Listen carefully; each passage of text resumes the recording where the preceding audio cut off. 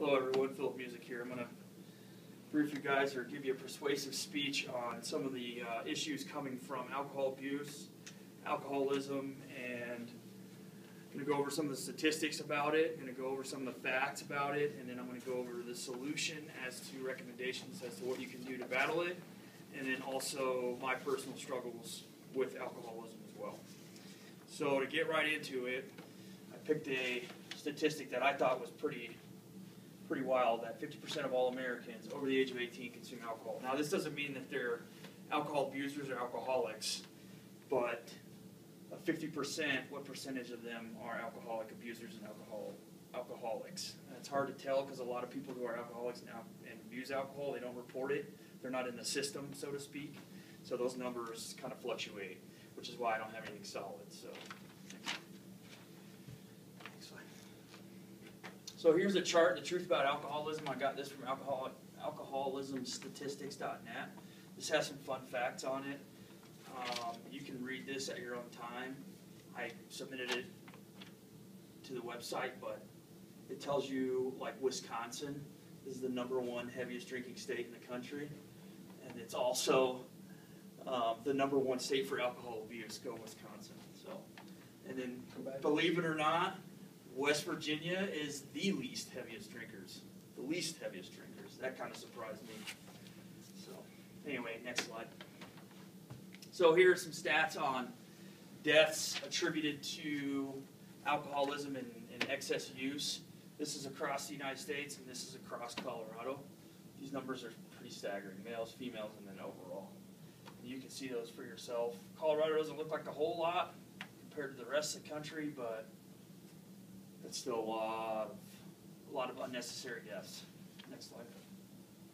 Here again are how many people over the age of 18 drank and how much they drank, percentages, and then how frequently Americans drank in the past year. So anything from daily to 1, maybe 2 in the past year to none at all. And then again here in the statistics. So most Americans drink anywhere from once a week to 3 to 4 times a week.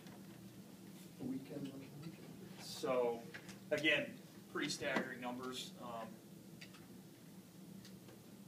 Next slide.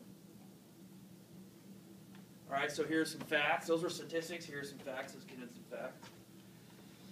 And you can read it, but I'll paraphrase it real quick. So, alcohol, powerful depressant, slows thinking and reaction time, as well as brain activity, spinal cord. Alcohol rapidly enters the bloodstream and circulates to all parts of the body within a few minutes, so on and so forth. What causes alcoholism? There's a lot of different things that cause it. A lot of it is said to be genetics. If one of your parents has alcoholism, you're like 40% likely to get it. If both your grandparents on each side of your parents have it, you're like 60%. I got that from my stint in rehab down at Pueblo's Chemical Dependency Unit. That was one of their classes they went over. So that's my source on that one. And then psychological effects on through. There's a number of different ways that people can be affected by alcoholism. It just depends on who you are, your stress levels, where you live, what you have going on in your life. And it's just a plethora of different things that can happen. So, next slide. Here's some physical risks of alcohol. Malnutrition, DTs, we call those delirium tremens, the shakes. You wake up in the morning and you're shaking so bad all you want to do is take a drink. That's what that refers to. Brain damage, a lot of these are pretty obvious. Cancer in the mouth, esophagus, stomach, heart disease, liver damage, so on and so forth.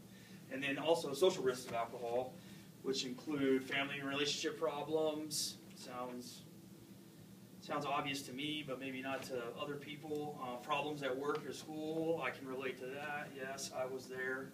Use of alcohol to escape problems, I can relate to that as well. I consumed alcohol so I wouldn't have to deal with things. Not a good way to go.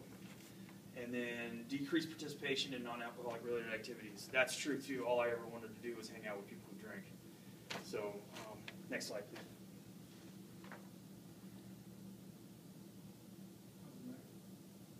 Oh, okay. So mental health and behavior risks of alcohol.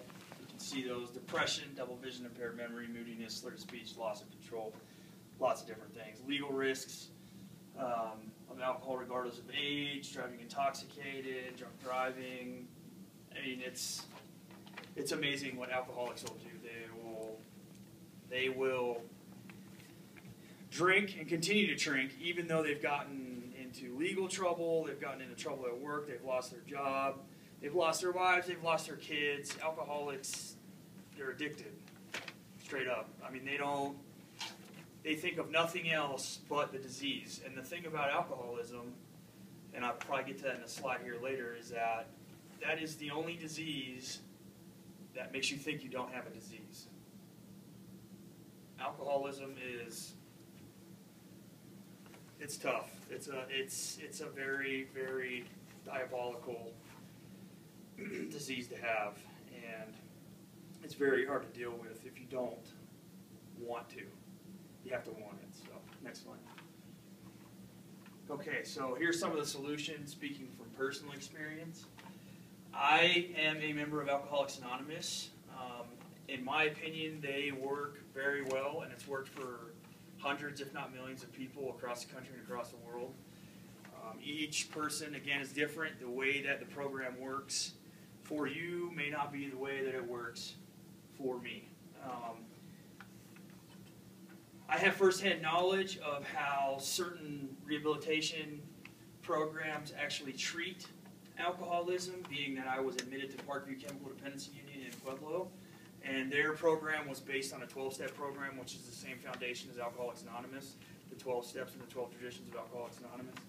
I won't get into those, but that was their focus of their program. It was very spiritually oriented, and it was very, as well as fact-driven. They presented a lot of facts on, obviously, statistics on abuse and alcoholism, and then also prevention of alcoholism, alcohol abuse, to help you treat it. Because once you're an alcoholic, you're always an alcoholic. There is no going back. It is an incurable disease. There's solutions. There's treatment for it. There's ways that you never have to drink again. But what I found is the only way to truly receive treatment from alcoholism is to want to quit drinking, is to want to quit using.